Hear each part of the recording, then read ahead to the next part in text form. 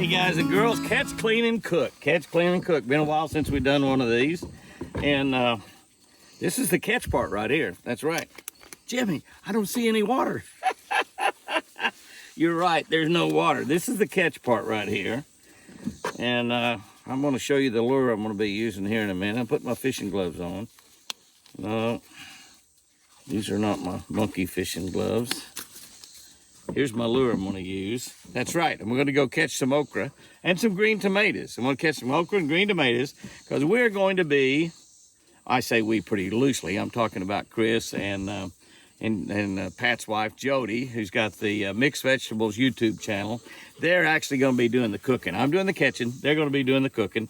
And catch, clean, and cook. Yeah, that's right. And we're gonna let them do the cleaning too, probably. Imagine that, imagine that. We're gonna go cut a little bit of okra.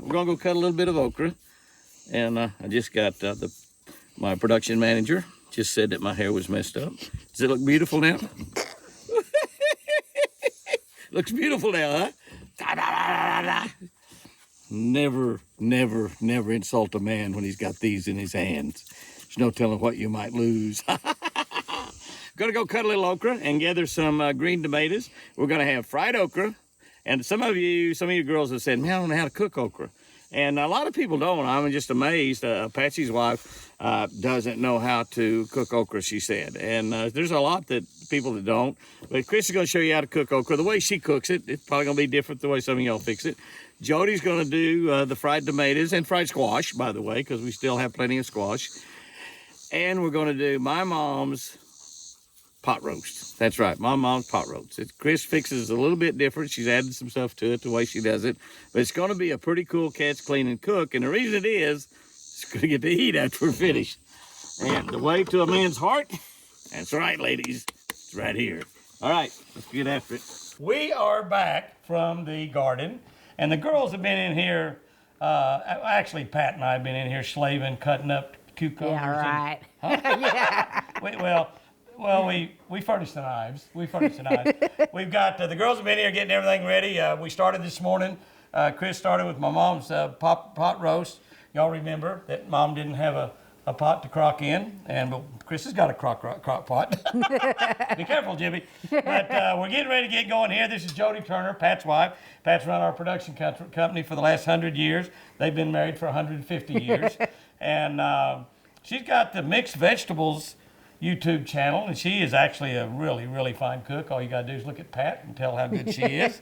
And I'm not too far behind him, but I'm trying to catch up. So we're gonna have fried squash and fried green tomatoes. And we're gonna try to fry cucumbers. I heard y'all talking about that, fried cucumbers. Mm-hmm. I never heard of such a thing.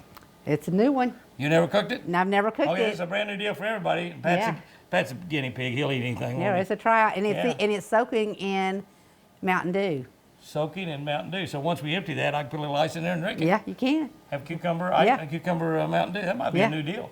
We might all let them know about that. It smells great in here because the roast is just, it's awesome. So, girls, Chris, you ready, baby? I'm ready. Chris has got her okra over here. I come in. Pat and I have been out working on the lake all day, but we came in and cut the okra up and got it all good ready. Is that pretty? Or is that pretty? That's Jimmy's homegrown okra right there. And she's about ready for that. So, girls, I'm going to turn it over to y'all. All I'm going to do is supervise. And eat. Yeah, I'm going to eat. Yeah. All right, girls, let's get it on. Okay, we're going to do the catch, clean, and cook. We caught the okra last night. I haven't cleaned it yet. But we're going to cook a roast, and it doesn't really matter what kind of roast. I usually go by size more than anything else, and since there was going to be 4 of us tonight, I got a pretty nice size chuck roast. And I'm going to cook it in a crock pot. Back in the day, whenever Jimmy's mother taught me how to fix this dish, she didn't have a crock pot. So she always cooked hers in the oven. And it really probably makes it a little bit better in the oven, but... She didn't have a pot to crock in. I'm sorry about that, baby. I just had to throw that in. She didn't have a pot to crock in. Your mother is going to be throwing stones at you from heaven. From heaven.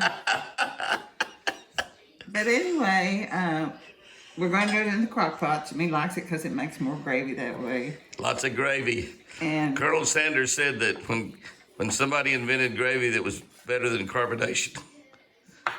but you can put it in there whole, since we might be crunched on time today and trying to get all this cooked. I'm going to cut it up a little bit so it'll cook a little faster. And all I do is just put it in the crock pot just like that. Spread it around in there. It's really, really, really simple. And give it a little dash of salt. A little salt. Salt makes it better. A little salt. And a little bit of pepper. Lots of pepper. Jimmy's mother liked lots of pepper on it. She did. She blackened her eggs, didn't she? And then it's so complicated to make this pot roast.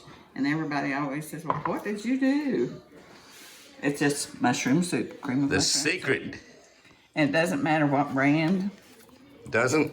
I've got Campbell's in there. This is good value here. I don't show any favors. I use them both. And just put it in there with that meat. And I've already got the crock pot plugged in. So I'll scrape that out. Well, 2 big cans. Those are large cans. two large cans. Makes more gravy. That's just mushroom soup. Cream of mushroom soup. Cream of mushroom soup. That's about all that cream of mushroom soup is good for it. I kind of agree with that. Gross. Man, it makes good gravy. Okay, I'm going to put some water in this.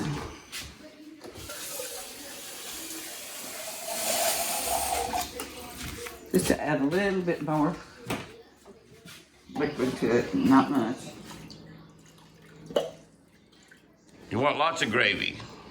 Of course, you can always add a little bit more, but it creates its own juice too. So that's really all there is to it for right now. Now, later on, a couple of hours before we're ready to eat, I'll peel some potatoes and put them in there. Makes really, really good potatoes. And What do you set that crock pot on, baby? I put it on high. On high.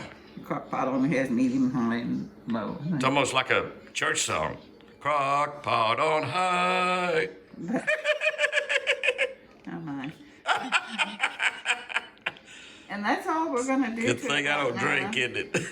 We're going to add potatoes and carrots to it a little later.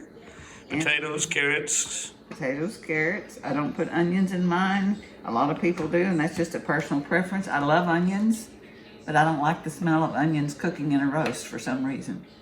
Good point. That's odd because I do like onions and basically everything else.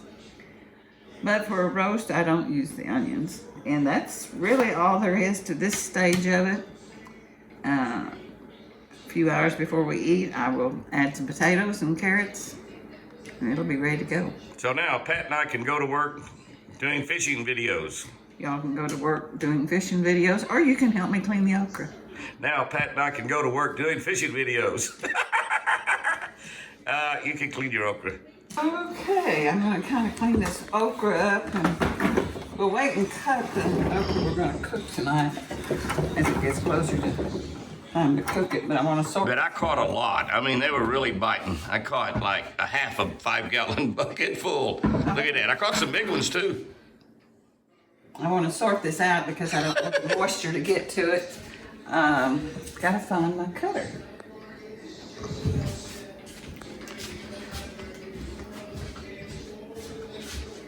I think I left them in the bucket. There's a story behind this cutter that Oh, baby, tell us the story behind the cutters. I believe that I will. I noticed last night when Jimmy was picking, he talked about he uses this cutter, and he uses these gloves. He didn't tell you how he came about using this cutter and these gloves. And it looks like he's going to turn the camera off. To start with, on the cutter, I ordered this off of Facebook. It was a baby lopper. And And I have a hard time cutting limbs with those big loppers. So I thought, well, that might work to cut some of the small stuff. So that was why I ordered these cutters. Those are really baby lobbers. And then, a few weeks ago, you might remember that Jimmy gave me a chore to do while he was gone on a film trip. And that was to pick the okra, because he was going to be gone for 3 days. He said, the okra's going to get too big. Well, I had picked a little okra earlier, and I knew how hard it was on your hands. And I didn't want to go. I didn't want to go. Kind of a storm come through and got me out of it one day. But then I finally went, and I got up there, and I thought, I'm not going to use that dumb knife he's been using. Dumb knife? That's a great knife. It's a case. Case knives are not dumb. Actually, I had tried to get him to use these when we first started the okra picking. And he said, no, this knife will work. This knife will be better. So, okay. And so I thought, well, I don't want to stick my hands in that. So I have a pair of their gardening gloves. He uses those rubber gloves, plastic gloves. And so I went up there and got the okra, and it just snipped so easily. And so that's how we got started on using these for cutting the okra. Don't let him fool you thinking he figured that out. He actually turned the offer down the first time I suggested it. And some of this okra's kind of dirty. My picker must have dropped it, I don't know. Sometimes okra grows dirty. I think it must, 'cause some of this is pretty dirty. And that's really using my clippers. Using my clippers is actually easier than using a knife on there. Oh, like 100 times. Like you normally do. 100 times? Easier. Oh, It's like 47 times. No comparison. And it just zips right through there. And this will go into the deer food pan. They're not going to get very much, doesn't look like. Oh, they will, because we've got bigger ones here. And I'm going to freeze some of what I'm cutting now. I'll cut the ones for dinner later, and I'll tell you why tonight. You're not going to tell me now? No, I'm not Okay. going to tell you now. I'll tell you Okay. later why I wait until the last minute to cut it to cook. She thinks I'll forget it between now and then. And so far, none of these have been too tough to say. But Can you tell if they're tough even with your cutters? oh, yeah. You can? Listen, Is that too tough? it sounds like a tree or something is what it reminds me. Yeah, so that's too tough? Yeah, So you just go cut that up for the deer. The deer gets the whole thing. yeah. See, it's like fishing. We throw the big ones back. See, it's usually Sort of. these big ones like this will be, that one you could actually use. It's kind of dirty, so I'm going to put it in the deer food. Lucky deer. That one would have been okay. It's soft. But anyway, that's the way that. And I'm new to this freezing and cutting and all this to okra. But one thing that if you've messed with okra, you know it gets slimy when it gets wet. And I don't know. I read some books that said you coat it with cornstarch or something and bread it before you freeze it, and you have to spread it so it won't stick together when it freezes. You been doing that? No. Well, it's probably not going to be any good then. Well, we shall see. Well, you need to do that. Well, if you study and learn how to do something, you ought to try it. Well, somebody had to figure it out at some point in time. Well, they're probably right. But this is going to be my right. Okay, we're going to start with Chris's okra. Okay. Show me how you make Now, I'm not an okra expert. I always didn't really like to cook okra because most of the time it's cooked in cornmeal, and cornmeal burns and makes a mess. And I shied away from it because I don't like to clean up a mess. Jimmy won't clean up a mess, so we just didn't do okra. Well, this year we planted a garden. We have lots of okra. And so I thought, well, I got to figure out something to do without the cornmeal. So I figured out a way to cut it. I've been cutting it with those cutters that I showed you. And I wash it right before I bread it. And that way it washes off. Drain the water off of it. Hey, you're losing some good okra. And Okra out of there. You lost some. I think we'll have plenty. So I'm going to put it, I forgot to put the salt in. Lots of salt, lots of sugar. Lots of That salt, makes no everything sugar. good. Okay, and then I go ahead and go directly from the water bath into the flour so that it sticks really good to the okra. And I've got my oil heating over here. How hot And do you have that, babe? all the way. All the way. That's way So I like 400. Because, I like it, baby, all the way. because this okra is going to cool it down a lot once I put it in there. So, I think somebody's trying to call us. Every phone is ringing.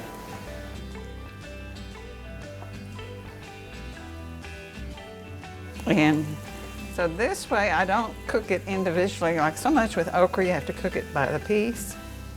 It all clumps together. And I just put it in there. It's sort of like chicken fried okra without the egg. I just read it in the flour, and it doesn't matter if it stacks up a little bit because I'm going to stir it as it's cooking. Chicken fried okra. That's why I like Yeah. it so much. It's pretty much, yeah, that is why you like it so much. All right, that one's underway, Jody, so you can get yours So that going. one's going to take a little longer. So while that one's cooking, we're going to get going on ours. I actually am cooking, I'm going to start with the green tomatoes and the squash.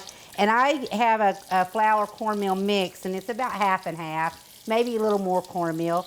And I'm going to season it all up, and I've got an egg and milk that I've just poured some milk in. You can do a cup if you need a measurement, and 1 egg. And then I put seasoning in both, because to get the maximum flavor, it's better to season both up. And on my cornmeal and flour, I just keep it in my freezer in a Ziploc baggie so that it's always available, ready when I'm ready to fry. And I'm gonna add a little. I've got you just add your favorite seasonings. It can be salt and pepper. I like to add a little spice to mine. I've added a little pepper and salt and Lowry's and some Cajun seasoning because I like a little heat to it. So mix it up. And mix that up. And then I turn this down a little bit. Let me turn it back up a little bit. I'm gonna put it on about 350. Now this will all cook really fast. And what I'm gonna do is I dredge it in the dry and then just a light coating, and then the wet, and then the dry again, so that it sticks really well.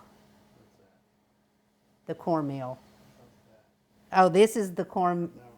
Oh, this is the green tomatoes. We sliced everything up while the guys were out. I've got green tomatoes and squash, and then we've got cucumbers that we're gonna try frying. We saw a recipe. I've never had fried cucumbers, so we're gonna give it a try.